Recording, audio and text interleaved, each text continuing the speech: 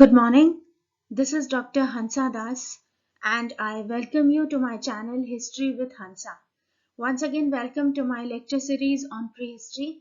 We have so long discussed about the Paleolithic Age, the Mesolithic Age, and also I have given a special video on rock paintings in prehistoric times. Today's video will focus upon the Neolithic Age or the New Stone Age. So let us begin talking about the Neolithic Age. It was the concluding phase of Stone Age. Tools were still made of stone, but they were more specialized and more sophisticated and better than the Paleolithic and the Mesolithic ones. And the stage of technological progress achieved by early man was the Neolithic phase. Now, there is a major concept which has been put forward by Gordon Childe regarding the Neolithic Age. He terms the Neolithic Age a revolution. He says this because he denotes it with the true socio-economic significance of this period by associating it with the emergence of the practice of plant cultivation and animal domestication, leading to the growth of farming communities and a settled village life. The reason why he says it was a revolution was because a major transformation was taking place during this period. Man had become a food producer from a food gatherer.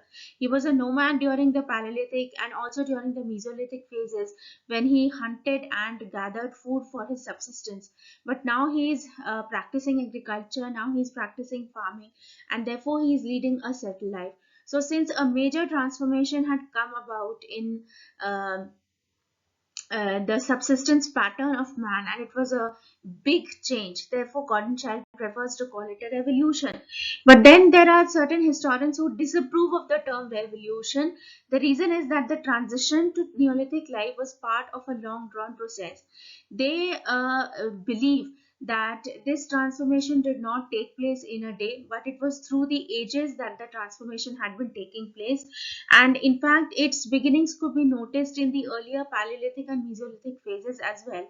There was no sudden or abrupt change. Of course, man had converted himself from a food gatherer to a food producer, but the changes that took place from food gathering to food producing had been gradual. It was not abruptly that things had changed, and therefore it is now agreed that progress in Neolithic period may be treated more as a transformation or an evolution rather than a revolution. And in fact, when we talk about the shift from hunting gathering to food producing, there are several factors to be considered, the factors which led to this change. For example, there was change in climate. The climate was getting warmer and warmer, and therefore uh, it was more possible and much more feasible for man to survive in such an environment, to survive in such a climate. And it was also conducive for plant growth. The technological experience of the earlier societies had also changed. There was an increase in population, there was a change in demographic profile, and things were changing. Let us look into the characteristic features. So now we have discussed that the Neolithic period could be termed a revolution as according to Gordon Childe, but since the transformation was gradual, it is better to call it an evolution rather than a revolution. So the first characteristic feature of the Neolithic period was the use of ground and polished tools with better cutting edge, which definitely mark an improvement on earlier ones. There was also growth of grinding technique, and the chief tool type was celt, which was used to clear the wild vegetation, because if they were taking to farming and agriculture, then definitely the wild vegetation had to be cut, and for that more sophisticated tools had to be used. So this is a picture of the tools, the different kinds of tools that Neolithic man was using: polished axes, blades, arrowheads, ringstone, sickle, plow, harpoon, etc.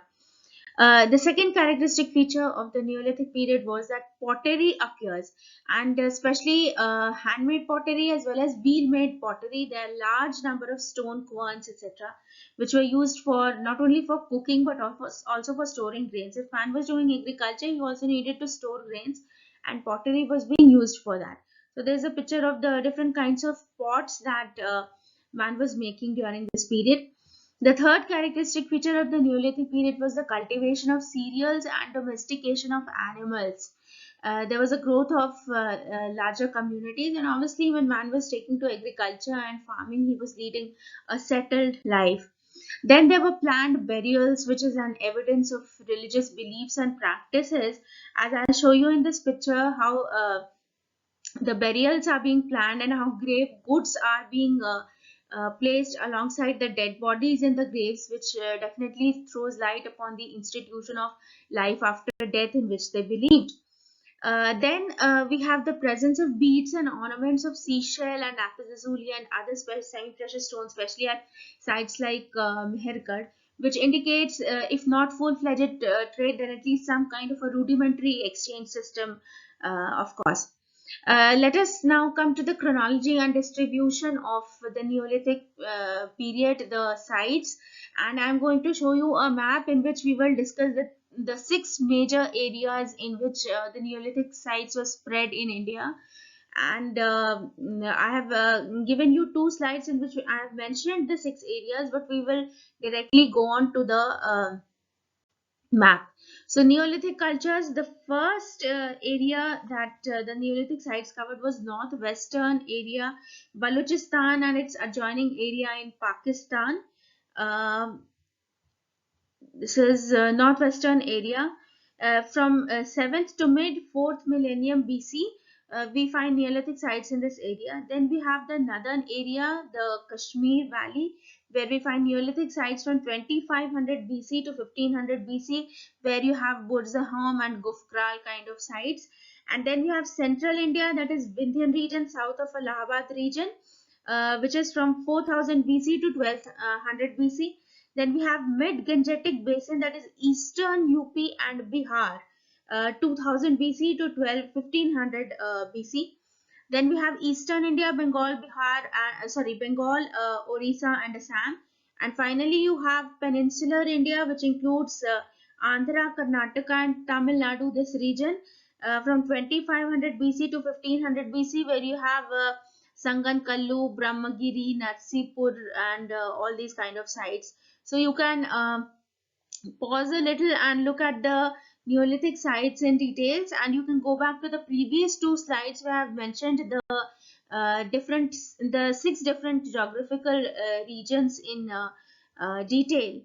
Okay, so now one important thing is that Neolithic phase did not develop everywhere at the same time, nor did it end simultaneously. So, some places it began from 2500 BC to 1500 BC, others you have 4000 to 1200 BC. So, the time varies, but definitely, despite these regional variations, the net result of the Neolithic cultures was the same, that is, rise of farming and sedentary village communities. Farming activity was an all India phenomenon, and it was being practiced throughout the country, although there are certain changes in the time frame of the Neolithic sites.